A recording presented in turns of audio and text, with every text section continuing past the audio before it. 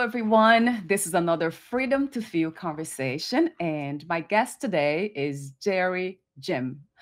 I didn't ask about your last name before. Hopefully, I pronounced that correctly, Jerry. So, Jerry has spent more than 55 years in the pharmaceutical, diagnostic, laboratory medicine, and biotechnology industries. His passionate interests have been in the areas of mind, being, consciousness, and the nature of reality. Jerry is the chairman, CEO of the Foundation for Mind Being Research and the author of two books, The Seeker and the Teacher of Light, and Science, Subtle Energies, and Spirituality, A Path to I Am. So, this is the brief introduction about Jerry. The full biography will be at the end of this video. My initial question for you, Jerry, is this open question that I ask everyone. Who are you? Who is Jerry as of this moment? I am, as my book talks about, I am who I am. The essence of me is I am. I have many ego aspects of me. So I've been a scientist, an entrepreneur, uh, and many other things. But what I've learned over my lifetime, especially the last 20 years, is who am I really? What is my Yeah. essence? And that is the I am. And that's what my books go into and delve into. And it encompasses many things. Uh, People think about themselves as being, uh, oh, I'm a scientist or I'm an artist or whatever. But everyone is amazingly delightful, and their essence is I am. But the I am is the essence of everything. You may think that the chair you're sitting on or the plants in your room, they're just plants, they're just things, but everything is created really the same way. And that's what I've learned. Even though I'm a scientist, I look at science in a different way. And I see everything as a oneness of virtually everything, whether it be the table, the plants, the animals, or anything else. And that's because of how everything is constructed. What we don't think about is that everything, what's the nature of matter?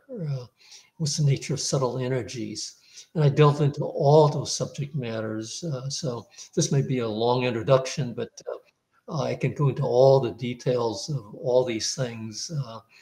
And how we can communicate with virtually anything from Mm. a quartz crystal to a plant, and it's all the same because everything has consciousness or a certain level of it. And we as humans just have a higher level of consciousness, but we're all the same and we all go through the same cycles.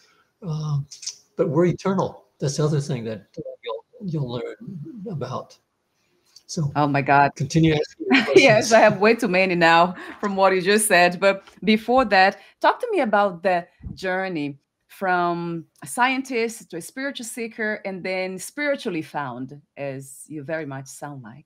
Okay, well, I went through my regular education, got my PhD in biochemistry from Berkeley, worked in companies, and studied many areas from diagnostics, medicine, ophthalmology, dental fields, molecular biology, etc.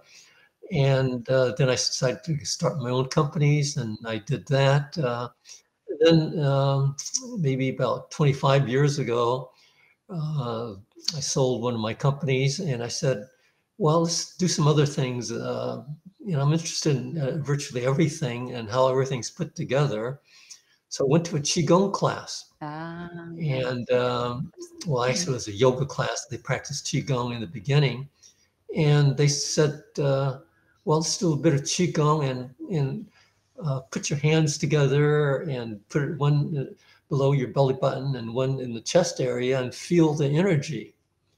And lo and behold, for the first time, I felt the energy, the chi that was there. And I let it build. It was a tremendous amount of energy, and it was a weight. And that got me into thinking, as a scientist, this doesn't make any sense. And therefore, let's look into that. And that started my whole journey. And I did everything, read everything, experimented, took all the healing classes, et cetera, et cetera. And by the time I was done, after a number of years, I learned a lot. And the main learning really came from within.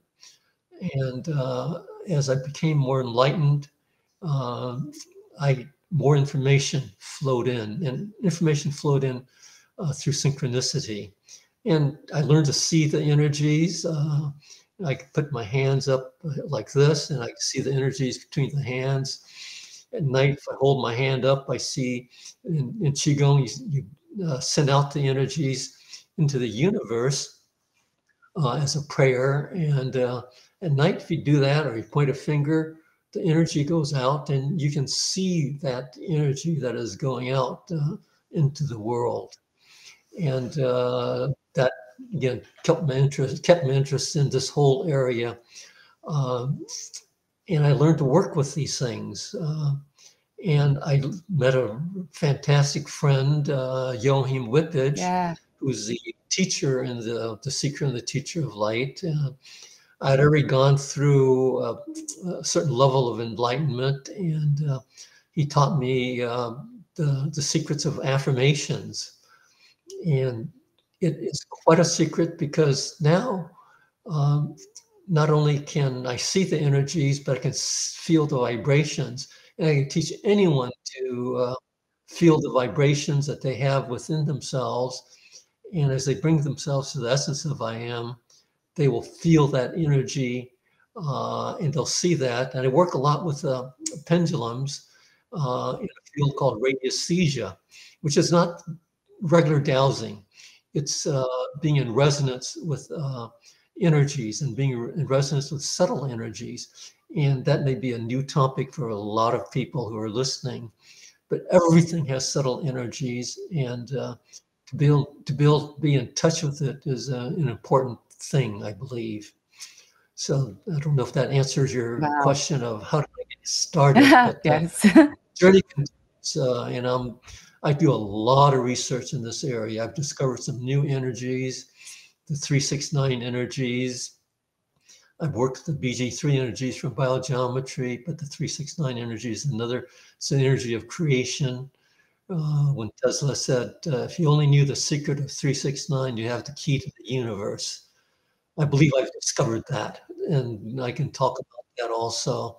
And that is creation, and that the nature of creation and how that is happening, uh, why your pendulum goes clockwise.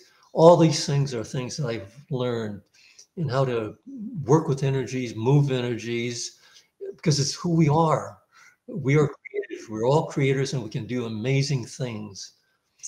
And hopefully, I'll be able to convey a few amazing things that everyone can do. Yes, an unrelatable way, right? Because I noticed that a lot of the conversations about spirituality, especially in the area that I study, which is Advaita Vedanta, non-duality, I lose a lot of people. A lot of my family members, they go to sleep and all that. They're like, okay, we don't want to hear it. So trying to bring this to earth, perhaps, like integrating that into the human experience is very important. So I usually ask this question to a lot of the spiritual teachers that I interview, energy healers, in all of these wonderful people. Um, is what is the goal of all this once we have, as I realized that we are this, fundamentally, we are what the background, something, the subject of the space where all these experiences happen. It's not a thing. So once we get to that realization, how is that integrated in a way? What would be a sign or the signs of that integration, of that realization into the human experience? That's an easy question, because you'll see the signs very evidently.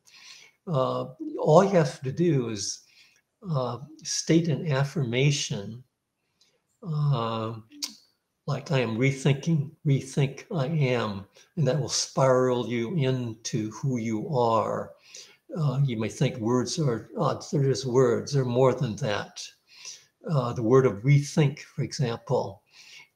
Everyone thinks in, this is what it is, and therefore I'm a Republican, I'm a Democrat, Yeah. I'm a liberal, I am whatever, and they lock themselves in.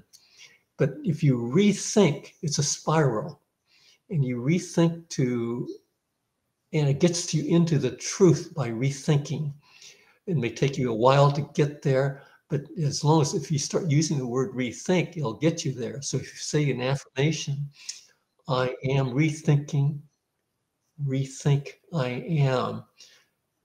The first shot at that is, what the heck is this guy talking about? Well, your essence is your I am. And you may not understand that, but if you're rethinking that, it'll spiral you into that. And what happens when you spiral into that I am? Just that one statement, your vibrational rate goes up. And that's an easy thing to test. And I can do that with anybody because a pendulum is a tool in the use of the field of radiesthesia to pick up vibrations. It comes into resonance with vibrations. So if you have a pendulum and you determine what your own personal wavelength is, and everyone has a wavelength, just like every object has its own wavelength. And you'll have that wavelength, and I could even show that Yeah. to everybody. Here's a pendulum, and it has my fingers at the weight, and my fingers at the end of that. But the wavelength, if you pluck a string, it'll vibrate. And the note is based upon the length of the string. And you come to resonance with any energies of that harmonic of that string. So for you, Yeah. or for me, Yeah. I have to find my own wavelength. So I continue increasing the string length until the pendulum goes clockwise. Uh, That is now who I am in terms of the subtle energy of me. yeah. That's my personal wavelength.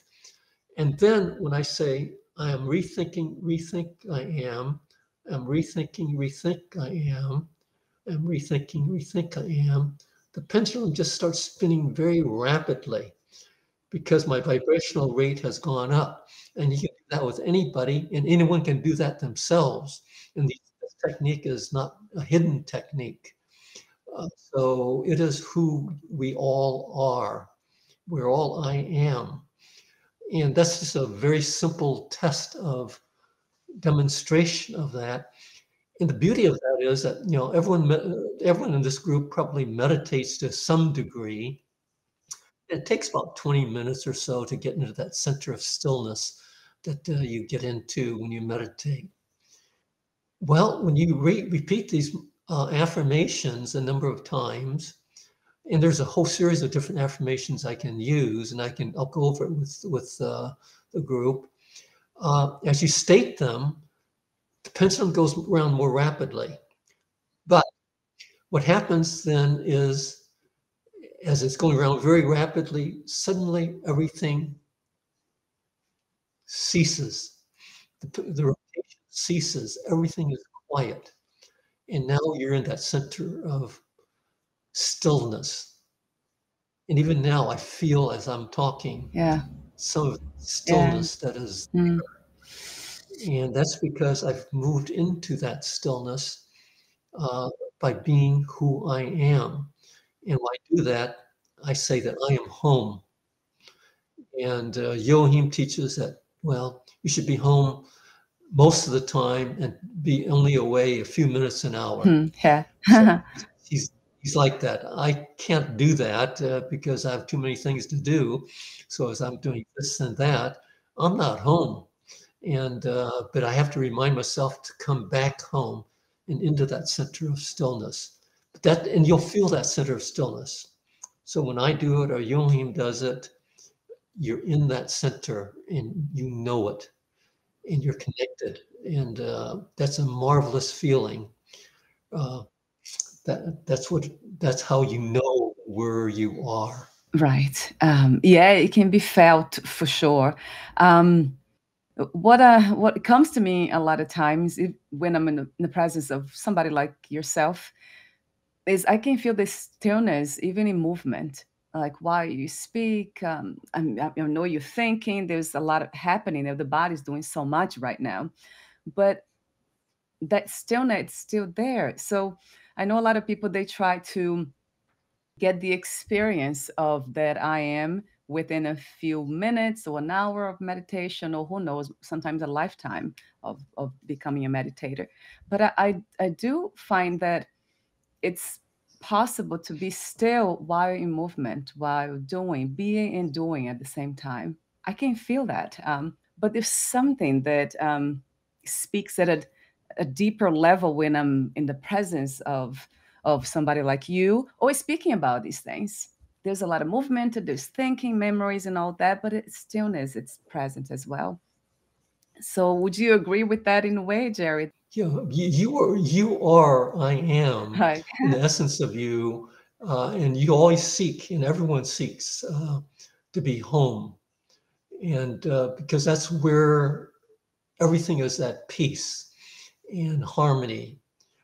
Everything is in balance, and so that is where the center is. It's a place of balance. It's a place of connection, and it's a place where everything is created the same way in the essence of we're all the thought creation of God, and we're all connected in that way. There's only one versus many. We may all think that, Yeah. there's Uh, many of us here, but we're all really one connected.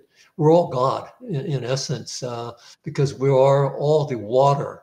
If God is the ocean, then that, and you're the wave, then is the wave not part of the ocean?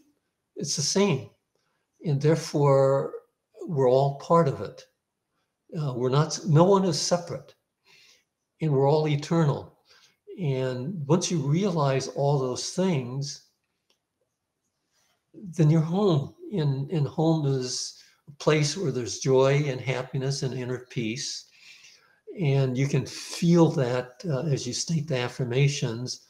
And the affirmation is just a mechanism to bring you to that inner peace, and to bring it to you quickly. Because, yeah, you can spend an hour meditating and you'll get there and repeat the mantras or whatever, however, or the breathing, and it'll all get you there. Uh, a mantra, just it's like a spiral, a vortex, water going down to the center. Uh, it just helps you do that spiraling into that center. And that's the beauty of affirmations. And affirmations are words, and words represent thoughts. And we are thoughts. hmm. We think we have these bodies that are the way it is.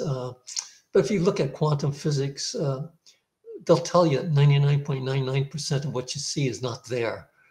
Um, and therefore, what is it? It's consciousness and the thoughts that create all the experiences that we have. It creates the joy, it creates the sadness, it creates the sickness. It's all within the thoughts and how the thoughts are configured. And yes, others will influence those thoughts. And there's collective consciousness that's involved in all this. And our belief systems are Oh all yeah. involved in it. And so we have to get away from all those things. And as you become more and more your I am, and as you do more and more things, like anyone can move energies. I can look at a color red and I get the wave, the subtle energy of red, and I can just move that subtle energy from this place to that place with just a thought. And I go test it there, and it's over there and not over here. Yes. And everyone can do that. It's not a special thing that I can do. It's just that people don't try it because, oh, do that? That's absurd. Or there's harmony energies, and you create harmony with various symbols. I studied a lot onto the creation side of things, and understood what Tesla meant when he said 369 and the creation. I looked at the creation energies, and I can work with those energies. I can use those for harmony. I can move those energies. Uh, I can copy to something and then have that with me for whenever I want it. You don't need it because you're I am, but if you want it and you want to use it for healing purposes, you can do all these types of things simply because of who you are. Everyone can. And it's just an understanding of and a desire to delve into what is beyond what you normally think about.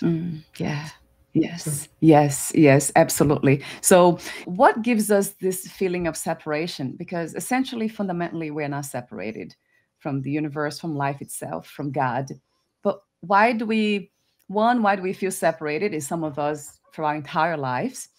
And why some of us, like myself, has already realized that, but it still needs to practice, engage in some sort of practice to go back to that realization, to or to bring the perfume into this experience. So I'd love to hear your perspective on that, Jerry. yeah, well, everything, we're all evolving. And we came into this life and into this density. And it's a heavy density. If you talk to, do any channeling and things of that nature, we are in a heavy density. We are spirit, but spirit in a body. And therefore, we come in and you forget in order to experience life. Yeah. If you knew everything as you came in, what is there? There's nothing more. So therefore, there's forgetting, and you forget, and you come in for lessons in life and lessons in things that you may still need to learn. So you forget how connected you really, really are. And part of your evolution is, in fact, to start remembering and to remember and to learn the lessons. And you learn your lessons because you're separate, and therefore things happen to you. Things are orchestrated to happen to you. And you wonder, why is this happening to me? Yeah. Yeah. Well, and why is this repeatedly happening to me? Well, you come into this existence to learn certain things, and by forgetting and letting life teach it to you, you come to a realization that, oh, I don't want to do this anymore. I don't have to do this anymore. And therefore you change. And then those lessons may stop at that point in time. So you feel separated because you don't remember who you are. But if you come back into the essence of yourself, and now you get into your I am, these things start reoccurring, and you start remembering, and you start evolving. And part of our journey in life is, in fact, to evolve. We're not standing still, no matter how advanced I am or anyone else is. They're still evolving because there's life to be led.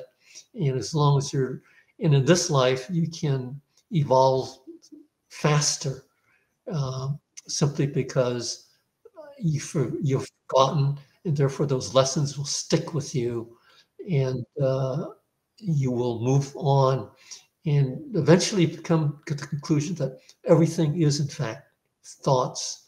And how do you realize that? There's a very simple test even to know that. You can get a pencil, for example, if you don't think you can do anything and that you don't think you're a creator. On a pencil, just draw a line. Now you've created a line. You're a creator. And that line will have characteristics because you created it. It'll have a beginning and an end. It'll have a subtle energy at the beginning. The subtle energy will be infrared at the beginning of the line. And there's ways to measure that. And there's the energy of UV at the other end, and you can measure that also. And so if you draw a line and you mix that in with all sorts of other typed in lines or whatever, you can always pick out the lines that have the energy of infrared and ultraviolet by just dowsing for those energies. And there are tools in field radiesthesia that you can do that. And so you've created something. You're a creator. That simple thing does that. Another simple example that you can do is that you can bless water. All it takes is that you, with a cup of water, put your hands around that cup of water for a minute or 45 seconds. And the energy of that water will go from, in the biogeometry terminology, a BG3 level of 200 to 1,000, which is not bad. That's good spring water at that point in time from regular tap water, which is 200. And you've proven that just putting your hands around it, you can do that. But then you can do something more. You can state an affirmation. I am rethinking, rethink I am. State it 3 times.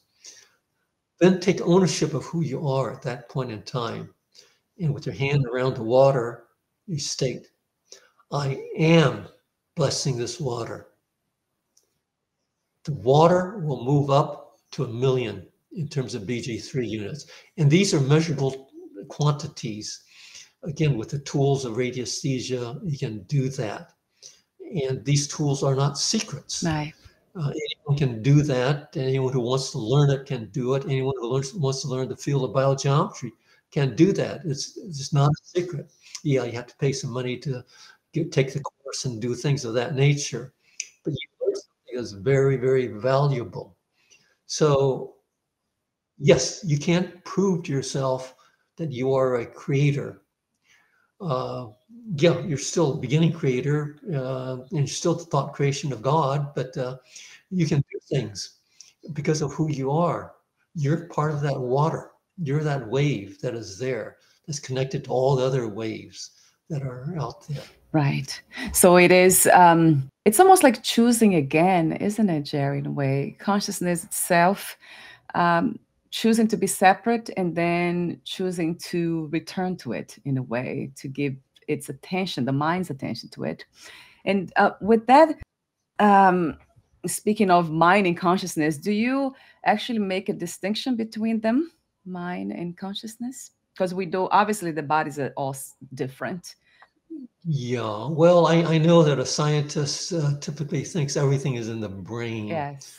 Yeah. But the brain is sort of an antenna that is there that picks up things. There are hydrocephalics. People have water in the brain, and they have very little brain tissue. But studies have shown that some of these people are very bright and they've gone through college education being hydrocephalic. So, and then when you talk to a plant, where's a plant brain located? So when Cleve Baxter, he was a guy that was one of the key early people who pioneered in the lie detection test. And what he did was, he had a plant with a big leaf and said, okay, let's put the electrodes on the plant and see what happens. And, yeah, nothing much happened. He yelled at the plant and nothing much happened.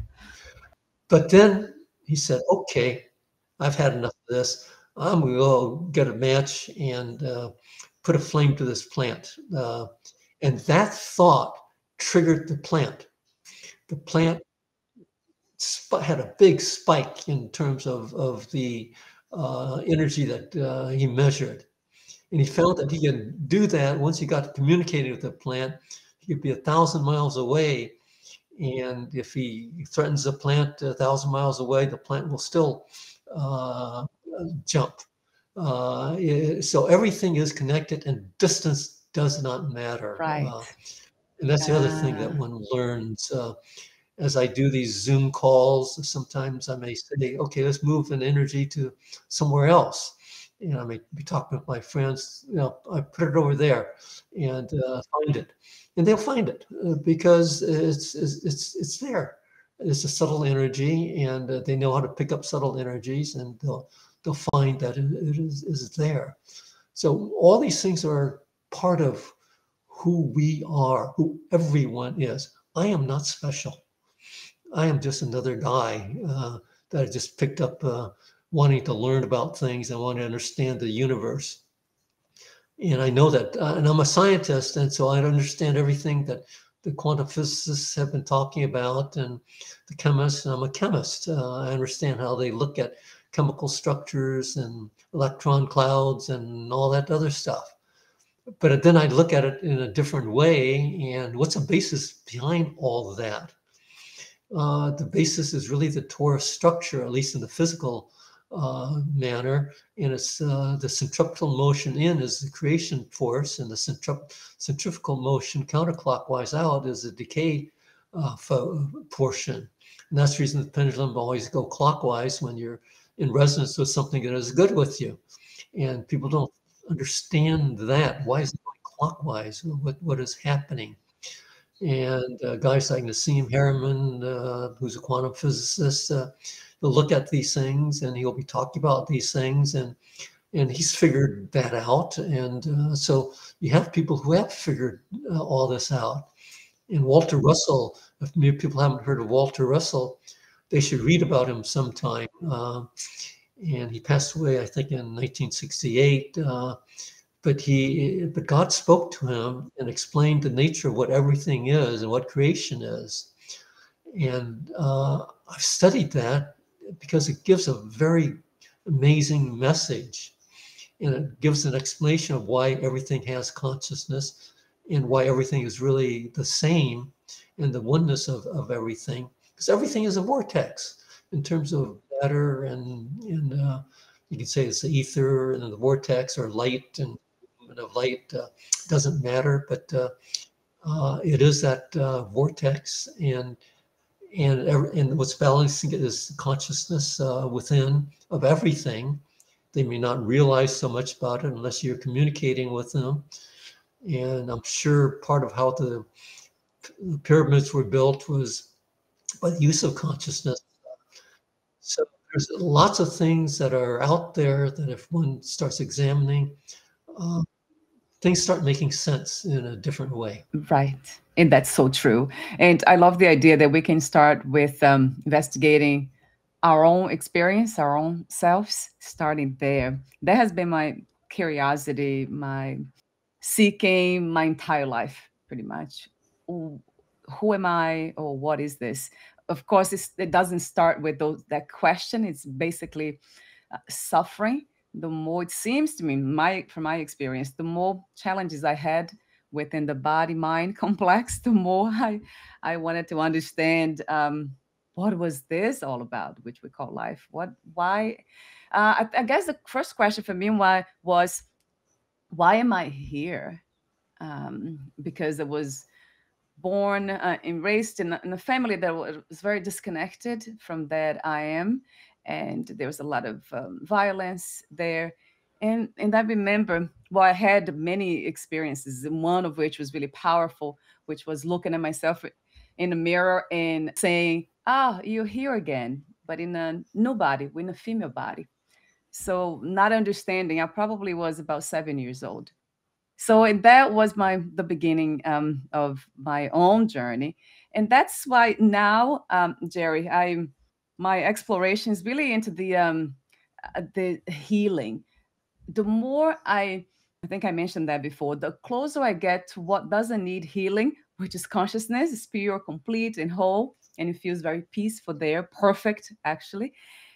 Then it seems like he opens this space to see what needs healing in that of body mind. That's interesting to notice, and I wonder if this is an experience you have had of seeing clearly or with more clarity what needs healing, not just within yourself, body, mind, but then in this reality that we live in called world, earth. Well, there's several questions there. We'll start with the first one of why you are here. We chose to be here at this time, and because of lessons that we wanted to learn. So you've reincarnated or incarnated at this time, and you're evolving, and that's one of the reasons for the lifetime is to evolve. You just stay there and do nothing, you're not evolving, and therefore you're not fulfilling your goals of why you are here. There may be different lessons that every one of us need to learn, and everyone needs to learn. And it doesn't stop. There will be other incarnations. And if you read the work of channel work of Carla Ruckert and Don Elkins, the raw contact. Ah, Raw is an alien being, and they call themselves a social memory complex. But they've gone through the third dimension, third density level, and we're living in the third density, and we're evolving into the fourth density now. And so it's a fairly dense arena that we're playing in. Purpose is to evolve, and he talks about the evolution through various densities. And so the third density, we've learned a lot, and the next density is the fourth density, where we'll learn more, and we'll learn more about the concepts of love, etc. And beyond that, and the cycles that we learned through are long. We're ending a 26,000 year cycle right now, and we're moving to another cycle. And so we're learning, and we'll eventually move up to a fifth density and a sixth density and a seventh density. And the folks of Raw are into their sixth density right now, and have come to visit us various times to try to help. So that's part of the evolution that we all go through. So we're evolving. In a certain sense, you can say that we are the thought creation of God, and God is experiencing everything through us, and we are, in fact, part of that whole thing, and we're evolving as part of that whole thing. And yeah, healing is something that I've studied a lot about, and healing is really something that's done from within. People can help by providing the environment for healing, and helping you to think things through. Yeah, there are symptoms, and the allopathic doctors can do something to help all those types of healings. Deep healing is from within and understanding the thoughts. And it comes down to understanding limited. We all have our limiting thoughts. We all believe that, oh, I can't do that. That's absurd. They have to do it this way. And all these are limiting thoughts. And so part of the evolution is to find out where is that limiting thought, and come to terms with that limiting thought, and maybe state affirmations geared to that limiting thought. And it may take a while to do that, and eventually that thought will be no longer limiting, and then some deeper healing can occur. So it comes back to who we are, and so it comes back to our studying ourselves and understanding ourselves. And the more you are in your I am, the more you can understand, and the easier the lessons are. The lessons will never cease. It's yes. just who we are, and because we're evolving. And but you don't have to always be in a state of fear or anger or anything else. And you can be at a higher level and be at peace most of the time. Things will still come up, and you'll have to handle it, and you'll take that as a lesson, and you'll handle it. And maybe the next go around, you'll handle it in a different way from the lesson you learned, or why that happened. But that's okay. There's nothing wrong with any of that. So that's my belief in terms of where we are and how we move about in terms of healing.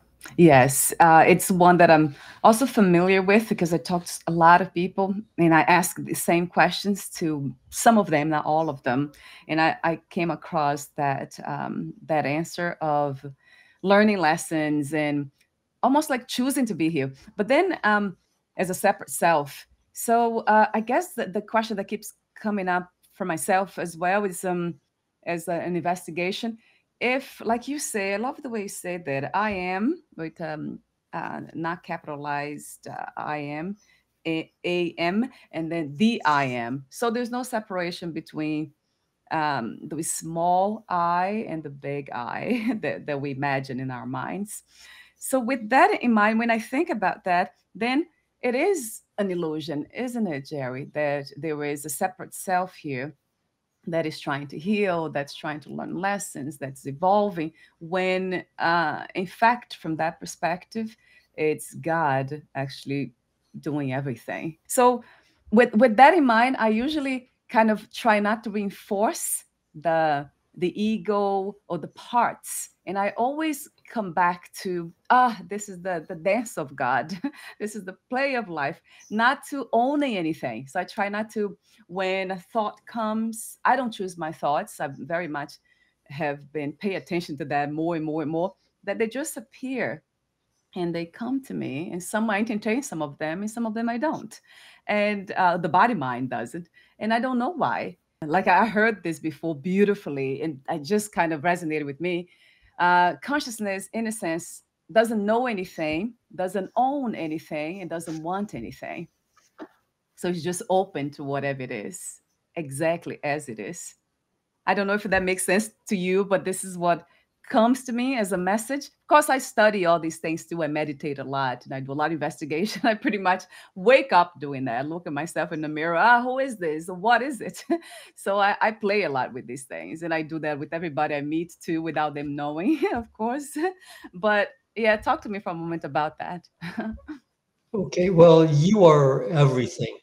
Everyone is everything, and to understand that you are everything is an important part of the growth of yourself. You are the small ego, you are the big ego, you are the I am, you are the videographer, you are everything. So it's just who you are, and you're enjoying a journey through life. And you've grown because you've chosen to leave behind things that don't seem to fit, and to explore the things that do seem to fit. And by doing that, you grow, you evolve. So you are evolving at an amazing rate, and therefore you are an amazingly delightful person. Thank you, Jay. I And saw you. well, and therefore that's who you are. And it's just almost as simple as that. Yeah. Yeah. I love the simplicity of it too. And then sometimes it's so simple that we miss it, right?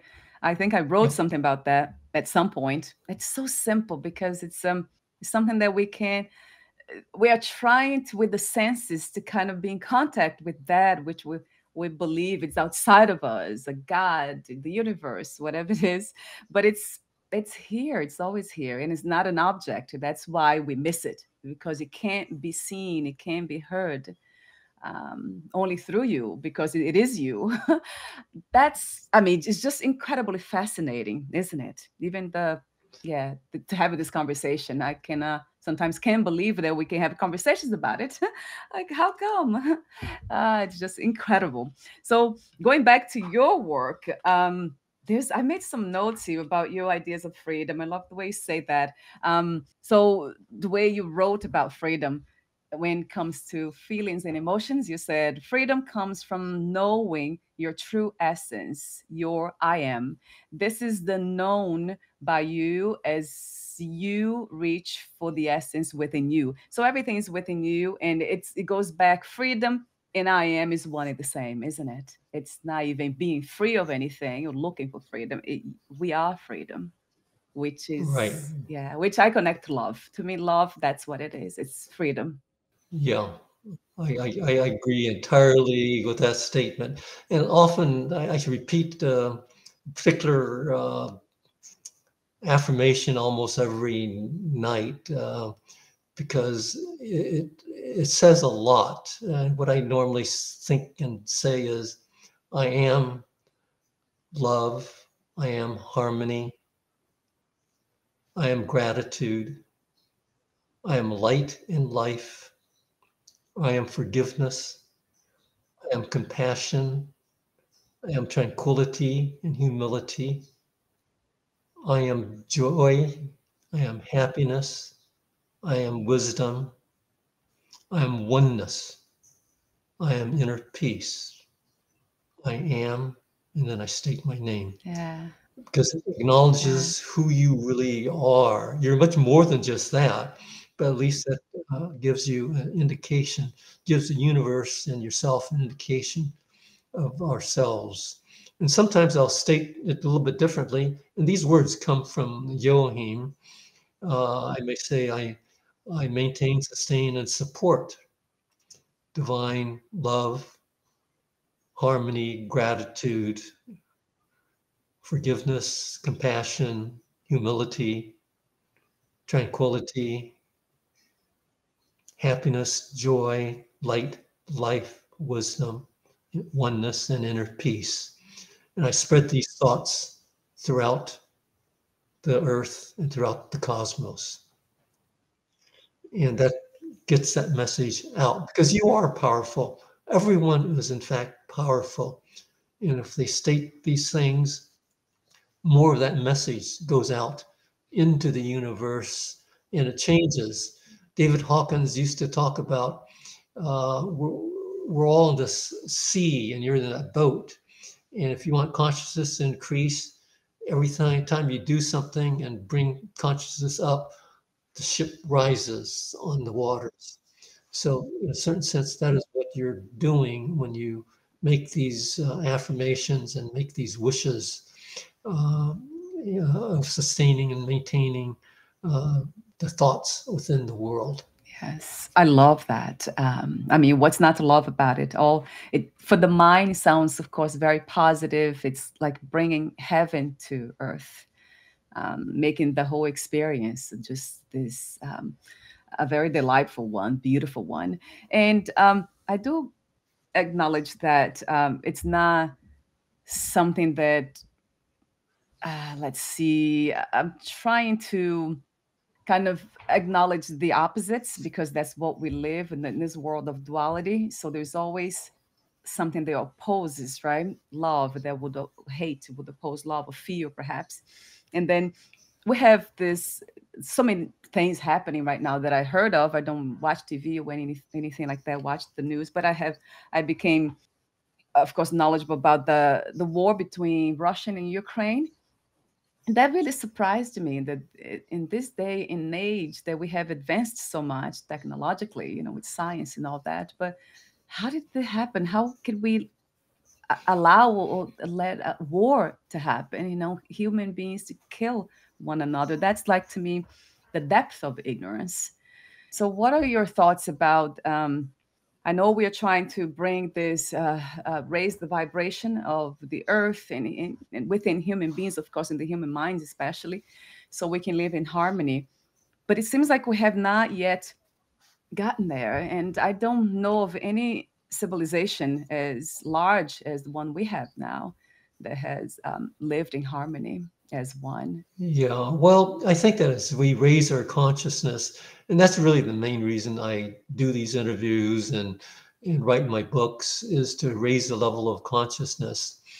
And if the level of consciousness does raise, and I think it is, yes, there are going to be pockets that people will listen to a leader who has a lower level of consciousness on all these things, and because they're into the thoughts of power Yeah. and things of that nature. And but if the level of consciousness rises, then the people themselves will. If you were sent into Russia and they say you're now a soldier, go kill these guys over there. What would you do? You have a higher level of consciousness, and would you go get the gun and kill Ah, someone? You won't. And so you're trying to raise the levels of consciousness of people. And as you do so, all this falls away. We haven't quite got there yet, but I think that part of what's happening is that people are seeing the lower levels of consciousness play out, and they learn from that. Yeah. And therefore, if every soldier would ask that question, do I want to kill my brother? And realize that everyone is one. And if they understand that, the answer is no. They'll put down their gun. Okay, shoot me then. I'll end my life. But if everyone does that, there is no war. It's just the state of mind and the level of consciousness, and people need to step up then to state who they are. And most people are like you and me. Most people won't do that.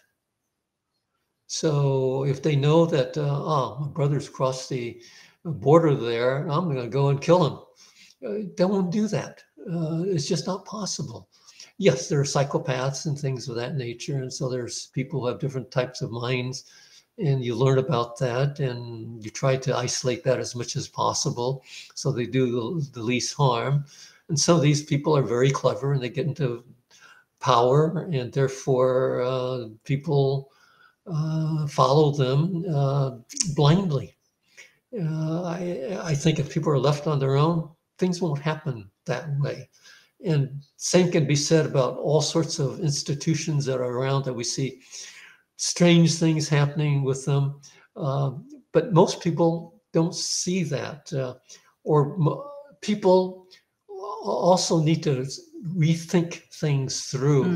There are Yeah. lots of beliefs, and everyone has free will, so you're not going to stop free will. And therefore, the only thing that can be done is dialogue.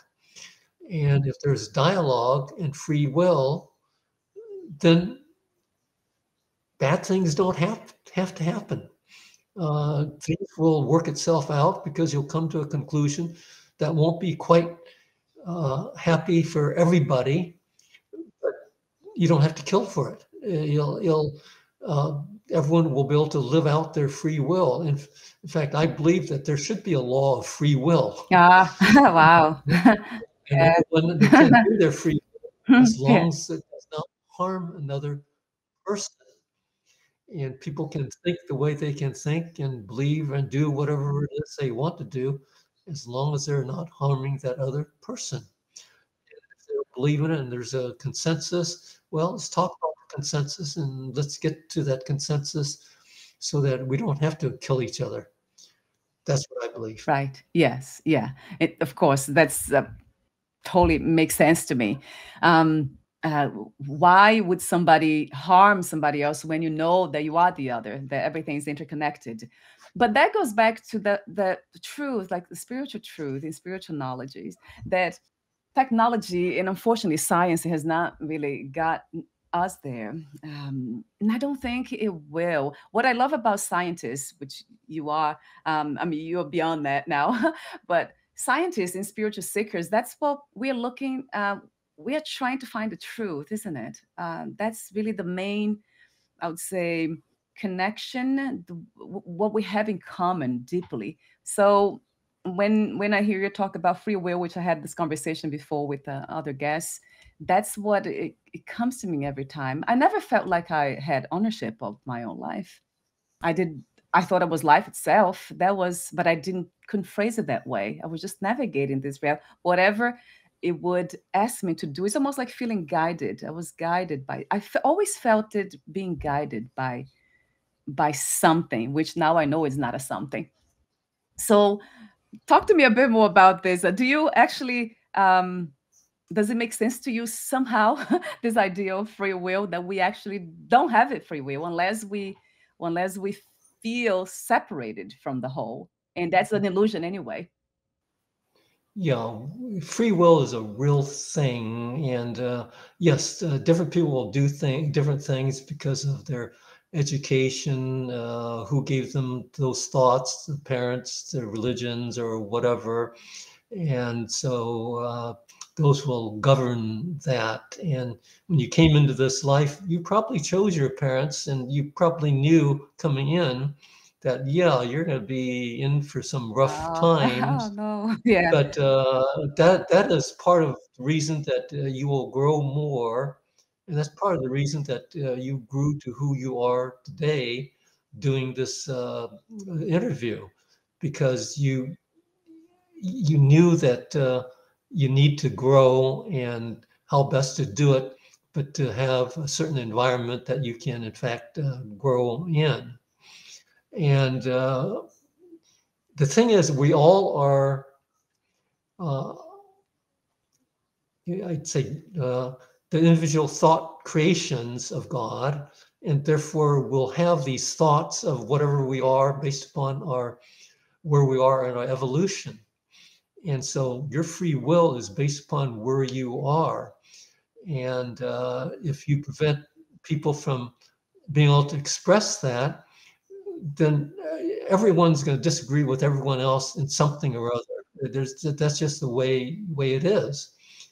But you cannot say, well, because I disagree with you, I'm going to shoot you. Right. Uh, Therefore, you have a way of thinking about things and a way of allowing things to happen, a way of loving all people and understanding that they are part of you. You just have a different thought than I do, which is okay. And I'll have my thought, you have your thought. Maybe in my next life, I'll have your thought and he'll have my Yeah, thought. that'll be Who knows? fun. But it'll just be that way. It doesn't matter. Uh, but if things are built on love and harmony and balance, then things will work itself out, and you'll still enjoy a good life. And so I believe that there is free will, but you have to learn to live with that, and not. And I don't believe that all laws are necessary, as long as no harm is being done. Uh, as long as people are civil and understanding, things work themselves out. Uh, but we're building into the system all sorts of ways and obstacles to make things very, very difficult. And but that's part of our evolution, and evolution as ourselves in a society. And this is where we are in the whole scheme of things. So that's part of my belief system. Yes, right. And that's the interesting thing about belief systems too, Jerry, is that once we have the experience, then we no longer need beliefs. Because why do I need to believe something once I know what that is? It's almost like believing that the taste of strawberry is delicious. I don't need to believe that because I tried and it is delicious. And then that's a what it's a knowledge, it's an experience.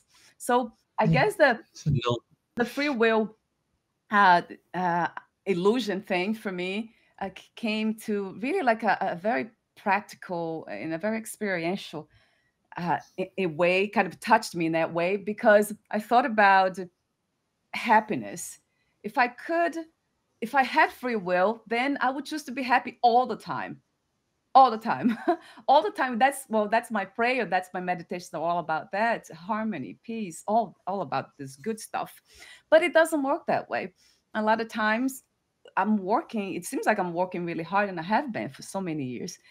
And it's still sometimes all of a sudden something happens that I didn't expect, completely spontaneous, and it feels like out of my control. Not that I, but because I think that I'm not in control of anything, it just feels very natural, everything that happens. But if we had feel free will, then we would choose to be happy all the time. And only good things would happen to us. But it doesn't work that way. you're not in a vacuum. That's the problem. Uh, you're in a society. There are millions of other persons who have their own thoughts as to what things are. And so there's a collective consciousness that is there. There's individual thoughts, and these are the things that you have to navigate because you're evolving and learning about others who are still yourself, but they're still others with their different thoughts. Yeah. And if their thoughts is, "Oh, I'm going to shoot that guy or whatever because he disagrees with me," well, that's a thought, and those things have to be overcome. Um, so Mm. you You can't. We're not living in a vacuum. We're living. Uh, well, if you're in, if sites live in Tibet and be in a cave, Yeah. that's one way to do it, and you will achieve a lot that way. That's just another path. And it's maybe a more direct path to where you want to be. But as long as you choose to be in a society, uh, you're being bombarded with other thoughts, and everyone has their own free will thought, and that they may not agree with your free will thought. They don't mind your being happy, Yeah. but you still got to get this thing done. I want you to do this. So That's a very good point, right? Looking at a different perspective, right? That's a different perspective, free will, right? And then from my perspective, everything is connected. So that's why there's no free will. That even if I want to be happy, or get the happiness just for myself, I'm connected with everything. Everything is part of me. When I interview my guests here in this audio only, I keep doing, what do you call that again? Doodling.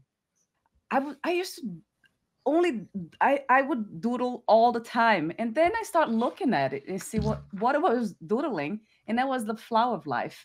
I found out later, of course, and that's why I have it here, because it's almost like it was keep calling me that symbol, and I didn't know the meaning of that. I think probably 2 3 years later I started studying, seeing what it is. Just finally, like 6 months ago, I got that, and then I see that this is something that it's within all of us, isn't it? It's almost some of us are aware and some of us are not. And in my case, was unconsciously just doodling this flower of lives, and then finally understanding that it is this is a almost like a mirror.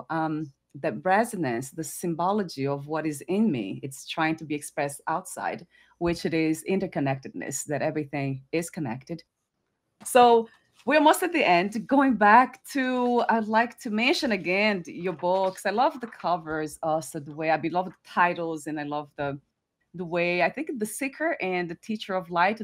The design is just caught my attention. So beautiful.